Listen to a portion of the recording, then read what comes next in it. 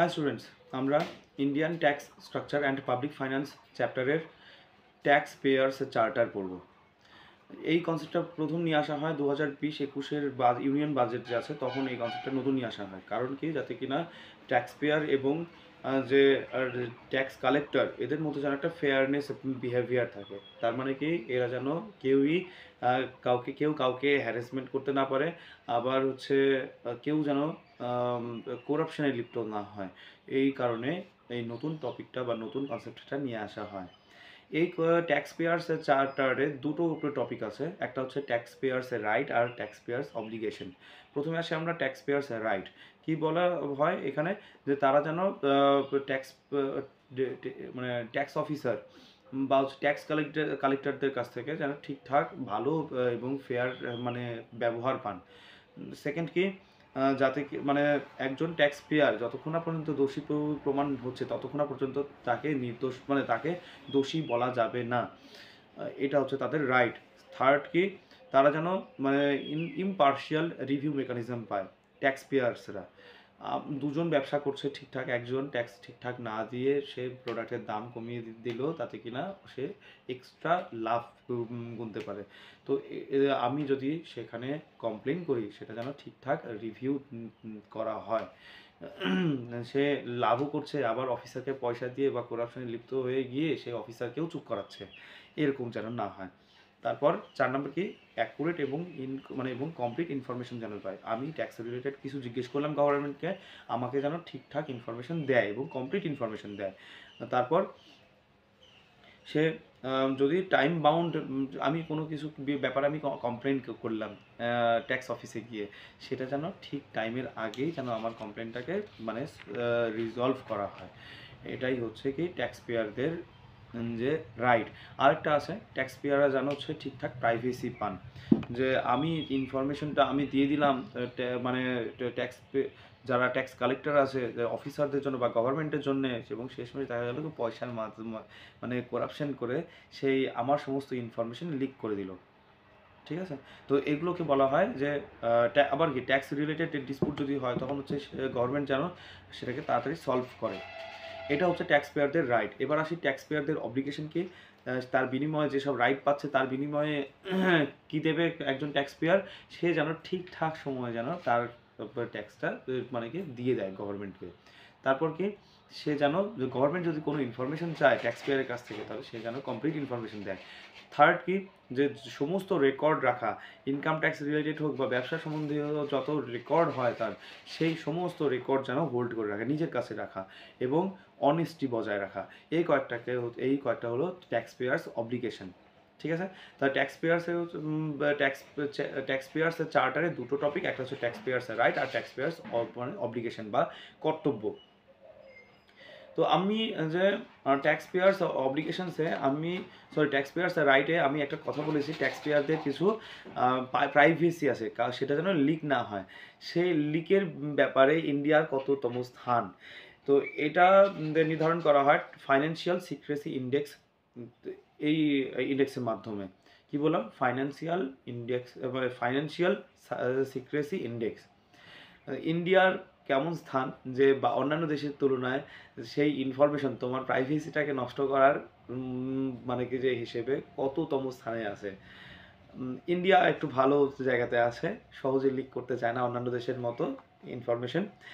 2020-এর information হিসেবে 47 নম্বর স্থানে ছিল তখন। 2025-এটা আমি এখন দেখতে হবে, তবে বইতে লেখা আছে 2020 হিসেবে ইন্ডিয়ার স্থান কতটুকু আছে। 47তম স্থান। কতগুলো দেশের মধ্যে, যে 133টা দেশের মধ্যে 47তম। আচ্ছা, এবার আমরা নতুন টপিক শুরু করছি। এখন যে টপিকটা আমরা পড়বো সেটা বোঝার জন্য আমরা একটু চার্ট বুঝতে হবে আমাদেরকে। কোন চার্ট? আমরা একদম প্রথম দিকে চ্যাপ্টার শুরু করার সময় যে চার্টের কথা বলেছিলাম, আমরা পড়ছিলাম ফিসকাল পলিসি। সেই ফিসকাল পলিসির হচ্ছে 3টে মানে কি পার্ট হয়।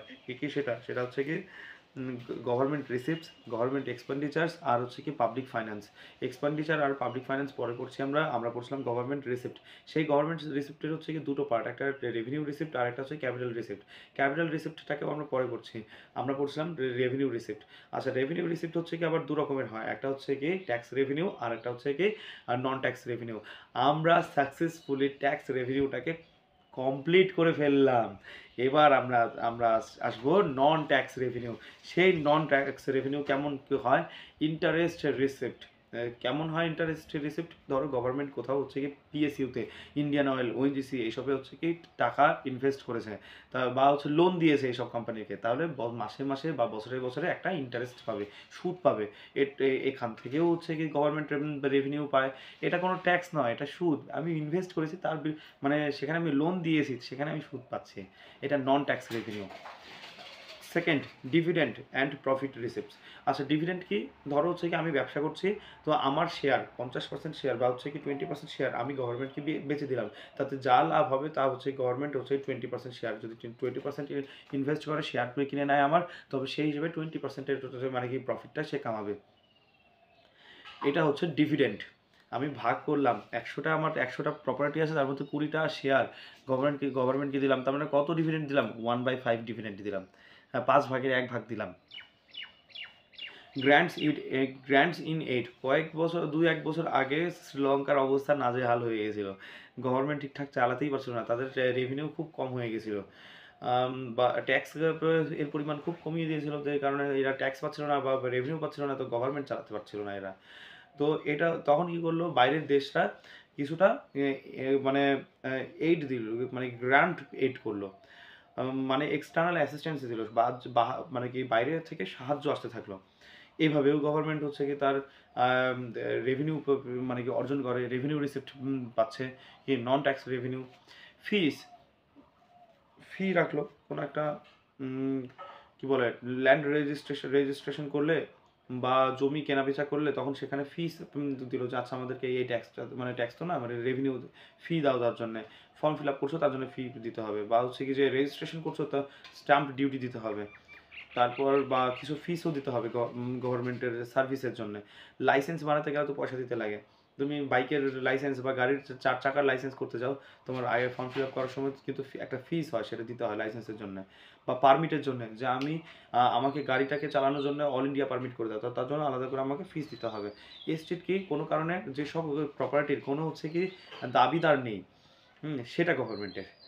কেউ মানে কি যে সে কেউ একজন ব্যবসা করতো, তার হচ্ছে ছেলে মেয়ে নেই, বা হচ্ছে কি আত্মীয় স্বজনরাও সেরকম নেই, তো ওর মানে কি ওর পর ভবিষ্যতে সেই গভর্নমেন্টই মালিকানা পাবে, এটাকে বলা হয় এস্টেট। আচ্ছা, স্পেশাল অ্যাসেসমেন্ট কি? স্পেশাল অ্যাসেসমেন্ট কি, যে মানে রোডে ইনভেস্ট করলো, সেখান থেকে মানে পয়সা পাচ্ছে। রোড ইনভেস্ট করলো, তো হচ্ছে কি সেখানে টোল গেট বসিয়ে দিল, সেখানে গভর্নমেন্টের ইনভেস্টমেন্ট আছে, সেখান থেকে ট্যাক্স, মানে সেখান থেকে পয়সা পাচ্ছে। আচ্ছা, তারপর ফাইনস অ্যান্ড পেনাল্টিস। তুমি হেলমেট পরোনি, বাইক চালাচ্ছ, ফাইন দিতে হচ্ছে কেউ পুলিশকে, চালান কেটে দিচ্ছে তোমাকে, এটা হচ্ছে তোমার ফাইনস বা পেনাল্টি। তারপর প্রফিট ফ্রম প্রিন্টিং কারেন্সি, মানে 2000 টাকার নোট বানাতে হচ্ছে কি যে দেখা গেল 200 টাকা খরচা হলো, বা মানে 300 টাকা খরচা হলো, তো বাকিটা তো লাভ হয়ে গেল, তো এটা নন ট্যাক্স রেভিনিউ এর মধ্যে পড়ে, বা প্রফিট ফ্রম প্রিন্টিং কারেন্সি। আচ্ছা, এবার আসি নন tax revenue from union territory. ব্যাস, এটা বোঝাই যাচ্ছে, যেগুলো নন ট্যাক্স ইউনিয়ন টেরিটরির মধ্যে যেসব ট্যাক্স ছাড়া যেসব রেভিনিউ আসছে, সেটা নন tax revenue from union territory. তো আজকের ক্লাসে আমরা নন ট্যাক্স রেভিনিউ শেষ করে দিলাম। হ্যাঁ, তার মানে আমরা কোথায় আছি? আমরা গভর্নমেন্ট রিসিপ্টের মধ্যে, কার যে ফিসকাল পলিসির গভর্নমেন্ট রিসিপ্টের দুটো পার্ট হয়, একটা হচ্ছে কি রেভিনিউ রিসিপ্ট, আর একটা হচ্ছে কি যে ক্যাপিটাল রিসিপ্ট। আমরা সাকসেসফুলি গভর্নমেন্ট কি বলে রেভিনিউ রিসিপ্ট কমপ্লিট করে ফেলেছি। এবার আমরা নেক্সট ক্লাসে যাচ্ছি মানে ক্যাপিটাল রিসিপ্টের মধ্যে। হ্যাঁ, তো আজকে এই পর্যন্তই মানে রইলো, আর এই চ্যাপ্টারটা বেশি দূর নেই, প্রায় শেষের দিকে চলে আসছি, তো সবাই সঙ্গে থাকো। ওকে, তো ভালো করে পড়াশোনা করো, প্রত্যেকটা লাইন ধরে ধরে পড়ো, বইয়ের একটা লাইনও ছাড়বে না, একটা শব্দও ছাড়বে না। ওকে।